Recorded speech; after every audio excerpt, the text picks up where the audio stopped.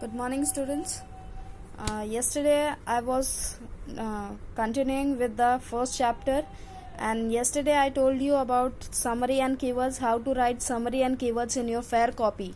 Now, today I am continuing with the same first chapter and with the take the correct answer and fill in the blanks. In the copy, I have told you to write down the summary, right? This is the content. Chapter contains keyword summary. We have done keywords, we have done summary. Now today we are going to start with the tick the correct answer and fill in the blanks. You have to write down the date first, that is 28th. That was the yesterday's, I know, but today you will write the today's date, right? And you will write the page number, that is 3 and 4. After doing summary and keywords, you have to write down the tick the correct answer. And in the book, as you can see, the questions is given, the options are given. Questions you need to write down with the black pen, and the options you have to write down with the blue pen. And the tick which you are going to do, that should be of black pen, no blue pen. Okay, after tick you can tick the correct answer with the black pen. I told you black pen is used for the little things. That means you have to write down the question with the black pen, you have to write down the option with the blue pen, and tick with the correct answer, that is should be in a black pen. अगर मैं हिंदी में बताऊं तो question को blue pen से लिखना है, question को ब्लैक पेन से लिखना है, ऑप्शंस को ब्लू पेन से लिखना है, और जो टिक करेंगे आप वो ब्लैक पेन से करेंगे. फिर से सुन लीजिए, क्वेश्चन को आपको ब्लैक पेन से लिखना है, ऑप्शंस, ये जो ऑप्शंस हैं इनको आपको ब्लू पेन से लिखना है, और जो टिक करेंगे वो ब्लैक पेन से करेंगे. अब मैं बता रही हूँ, कुछ बच्चे क्या करते हैं, क्वेश्चन लिख लेते हैं और सही आंसर लिख लेते हैं. वो गलत है. आप टिक द करेक्ट आंसर लिख रहे हैं, आप आंसर द फॉलोइंग क्वेश्चन नहीं लिख रहे हैं. समझ लीजिए, टिक द करेक्ट आंसर में आपको ऑप्शंस देना ज़रूरी है. आप अगर ऑप्शन नहीं लिखेंगे तो आपको एग्जाम में कुछ समझ में नहीं आएगा. तो जैसे बुक में दिया है एज इट इज़ उतार लीजिए. इसमें कोई दिक्कत नहीं होगी, इसमें आपको आंसर्स सारे पता हैं. इसमें छोटे छोटे टिक भी लगे हैं, ध्यान से अगर देखेंगे तो.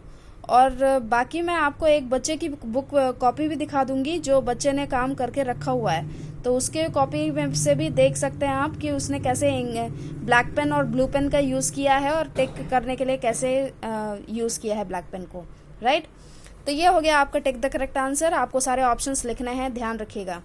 फिल इन द ब्लैंक्स में यहाँ पे आप अगर ऑप्शन नहीं लिखते हैं तो भी चलेगा, ऑप्शन की कोई ज़रूरत नहीं है, क्योंकि एग्ज़ाम में मैं ऑप्शन नहीं दूंगी. आपको एग्ज़ाम में ये सारे स्पेलिंग्स याद हो जानी चाहिए, तभी आप आंसर कर पाएंगे क्वेश्चंस का.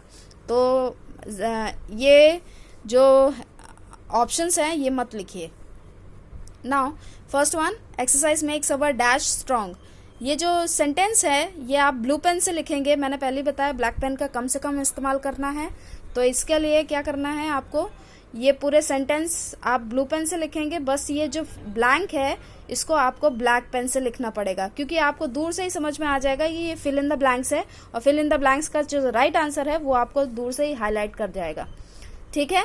बाकी ये तो किसी बच्चे की बुक है, तो ऑफकोर्स इसने कुछ गलत लिखा होगा, तो आपको हैंडराइटिंग भी नहीं समझ में आ रही होगी, खासकर यहाँ पे.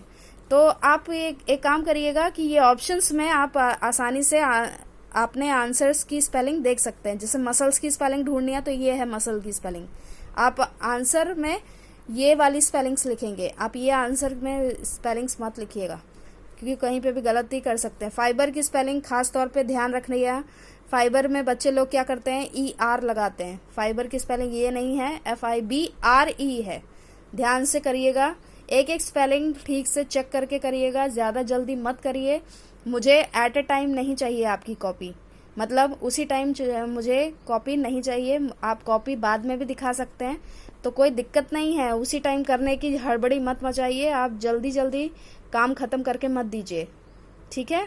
आपको काम ढंग से करना है, एक एक स्पेलिंग ठीक से देख के करना है, क्योंकि मैं वहाँ पे नहीं हूँ चेक करने के लिए, और आपको रेड पेन यूज़ नहीं कर सकते हैं आप वहाँ पे.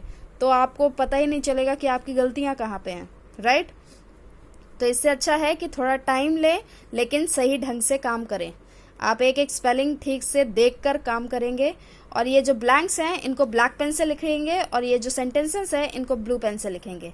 ठीक है, बस 5 टिक द करेक्ट ऑप्शन है और 5 आपके फिल इन द ब्लैंक्स हैं। बस आज का काम इतना ही है, tick the correct answer and fill in the blanks. इतना काम करके आज के आज दिखा दीजिएगा। Thank you so much.